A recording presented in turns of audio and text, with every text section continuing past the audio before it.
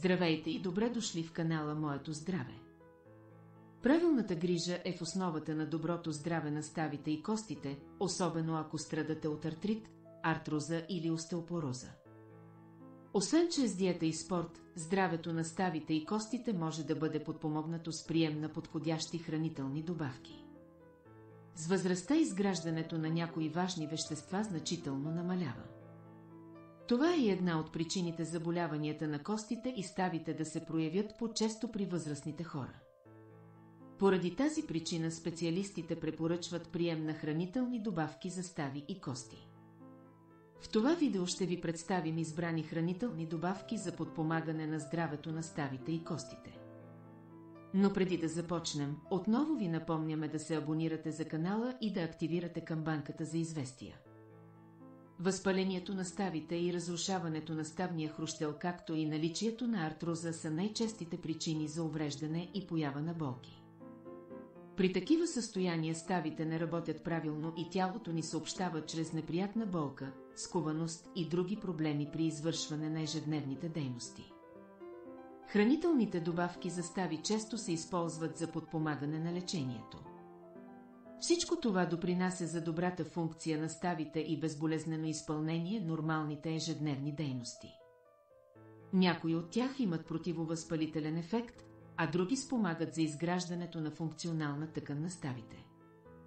Като цяло те могат да бъдат важна част от цялостната грижа за състоянието на ставите. Рибено масло.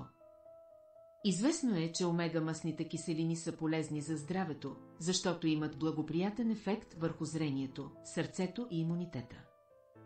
Те също така могат да поддържат здравето на ставите. Могат да облегчат възпалението, което причинява неприятна болка и подуване на ставите.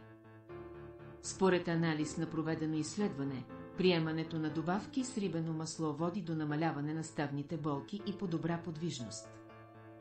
Колаген. Колагенът е вид протеин, който изгражда важни тъкани в тялото.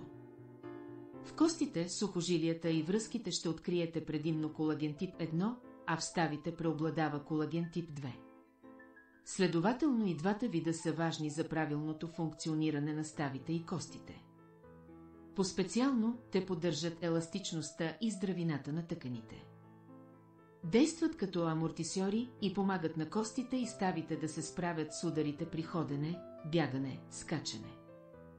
С възрастта обаче по естествен път намалява количеството колаген в тялото. Хранителните добавки с колаген могат да помогнат за поддържане на оптималното му количество в организма. Куркума. Куркуминът, съдържащ се в куркумата, е един от известните антиоксиданти, като сред свойствата му се наблюдават противовъзпалителни ефекти. За по-добро усвояване и допълнително противовъзпалително действие, той се комбинира с екстракт от черен пипер. Според съвременните изследвания при пациенти с остеоартрит, употребата на добавка с куркума и черен пипер намалява значително болката и намалената подвижност. Калций и магнезий. Калцият е най-важният елемент за добрата костна плътност и оптималното ставно здраве. Ниските равнища са свързани с повишен риск от остеопороза. Жените в менопауза са особено застрашени от дефицит на калций. Именно при тях най-често се наблюдават ставни болки, скуваност и дискомфорт, дори при ежедневни движения. Магнезият е известен и като един от най-важните противовъзпалителни елементи. Това го прави изключително полезен за всички с възпалителни ставни заболявания. Намалява възпалението и оттока на ставите. Витамин Д. Една от основните функции на витамин Д е да подпомага абсорбацията на калций. Това е от особено значение за правилното развитие на костите и ставите и за добрата костна плътност. Различни проучвания сочат, че витамин Д има способността да регулира възпалителните процеси в тялото. Това го прави изключително ценен за хора, страдащи от ставни заболявания. Последно, но не и по важност, този витамин е отговорен за доброто ни настроение, правилното храносмилане и намаляването на ставните болки. Веществата, които тези хранителни добавки съдържат, подпомагат правилната функция на ставите.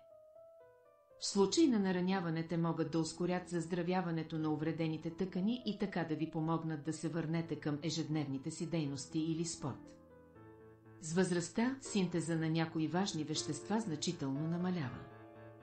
Това е една от причините заболяванията на костите и ставите да се проявят по-често при възрастните хора.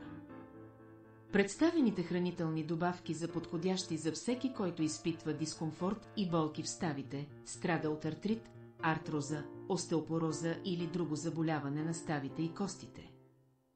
В комбинация с правилна диета и умерена физическа активност ще възстановите нормалното функциониране на ставите.